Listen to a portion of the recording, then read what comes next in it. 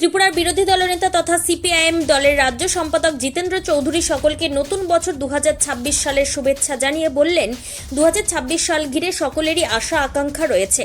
নতুন বছরকে বরণ করে শুভ কিছুর কামনায় রয়েছেন সকলেই।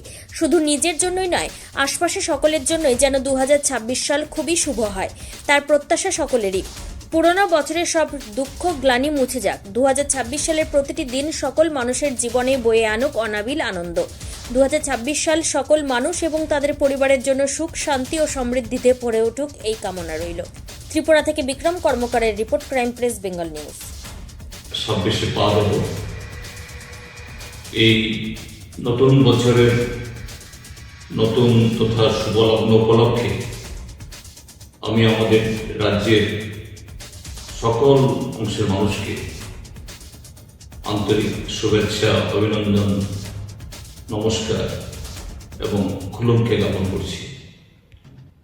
নতুন বছর আমাদের কাছে নতুন আশা, নতুন স্বপ্ন, নতুন আকাঙ্ক্ষা, নতুন উদ্দীপনা এবং বহুগুণ শক্তি নিয়ে আমাদের কাছে উপহার হিসাবে আসুক। এই বছরে যেন আমরা একটা ঐক্যবদ্ধ রাজ্যবাসী হিসাবে আমাদের এই বৃহৎ ভারতবর্ষের একটা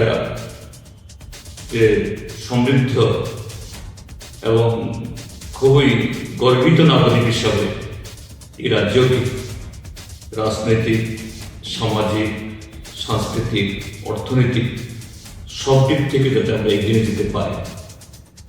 দল মত নির্বিশেষে আমাদের স্ব চিন্তা ভাবনা, মতাদর্শ নিয়ে অবশ্যই ভিন্নতা থাকবে, কিন্তু ঐক্যের প্রশ্নে, সমৃদ্ধির প্রশ্নে এবং ভালোবাসাকে আরো শক্ত ভিতরতার করার প্রশ্নে আমরা যাতে সবাই একে অন্যের বন্ধু, সাথী এবং সুপ্রতিবেশী হিসাবে এই নতুন বছরে আমরা সেরকমভাবে আমরা চলতে পারি, এটাই হোক আমাদের সকলের মানসিকতা এবং সকলেরই প্রচেষ্টা।